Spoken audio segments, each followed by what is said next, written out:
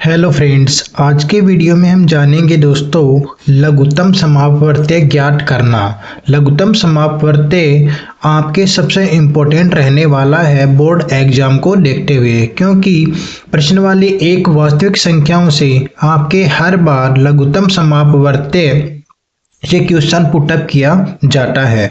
तो important question series में आज अपना सबसे पहला क्वेश्चन है प्रश्नवाली 1 से, जिसमें आपसे पूछा गया है संख्याओं 72 और 120 का लघुत्तम समापवर्त्य ज्ञात कीजिए।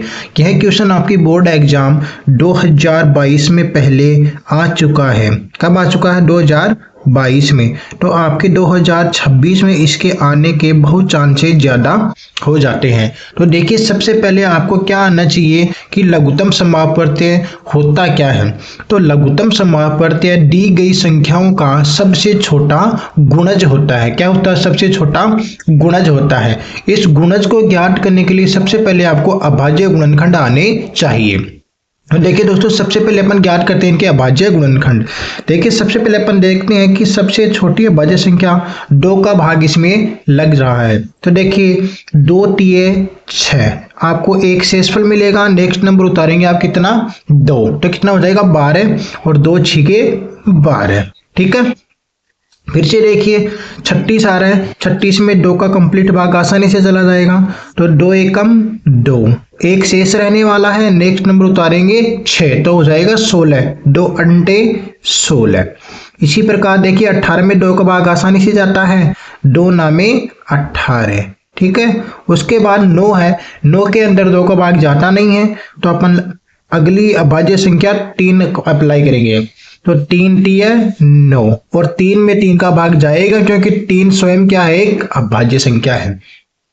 ठीक है, तो ये तो सबसे पहले आपको क्या करना है, आपको 2 व 3 की टेबल आपको आनी चाहिए, और आप इसके क्या करना है, आपको इसमें भाग लगाते रहना है। इससे आपको क्या मिल जाएंगे? अभाज्य गुणनखंड। अब 120 के देखिए अभाज्य गुणनखंड निकालते हैं। सब तो वही इसमें जा रहा है। 120 में देखिए 2 का जा रहा है आसानी से। तो 2 छिगे 12 और 0 आपको उतारना ही है। ठीक है, उसी प्रकार आप देखिए 60 में फिर से जा रहा है 2 का, तो 30 कितना आएगा? 2 तिये 6। ठीक है, उसके बाद आप आगे देखेंगे 30 में फिर से जा रहा है 2 का, तो 2 एकम 2, एक शेष मिलेगा।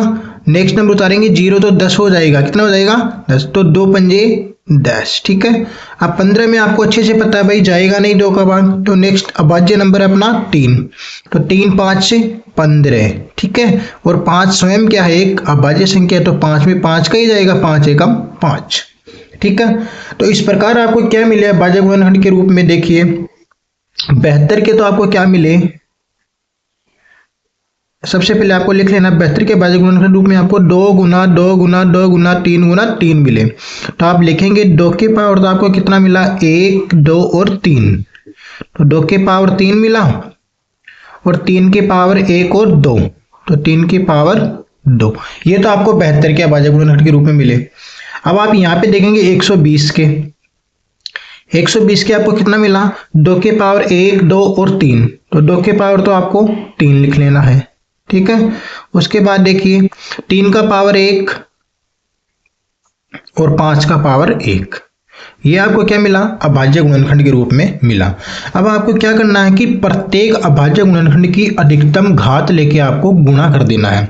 प्रत्येक अभाज्य गुणनखंड की अधिकतम घात लेना है। क्या लेना है? अधिकतम घात। जैसे देखिए सबसे पहला अभाज्य आपके पास है 2। ठीक है, 2 का अधिकतम घात कितना है? 3 है। यहाँ पे देखेंगे 3 इसमें आ रहा है, 3 इसमें आ रहा है, तो 2 का अधिकतम घात कितना है? 3।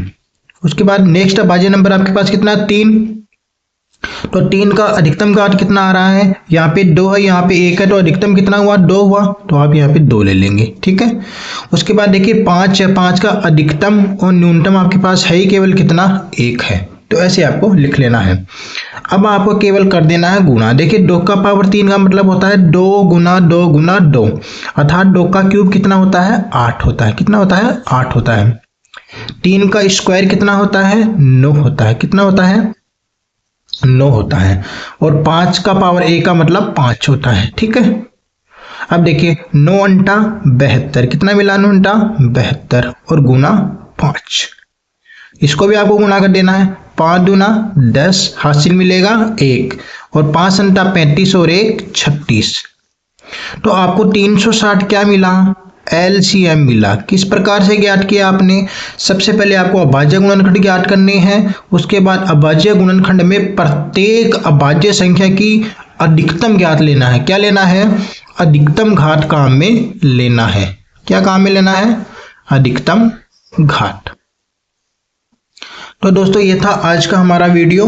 पहला क्वेश्चन आपको इंपॉर्टेंट लगा, आपको समझ में आया या नहीं आया कमेंट करके अवश्य बताएं। वीडियो अच्छा लगा हो तो एक प्यारा सा कमेंट अवश्य करें।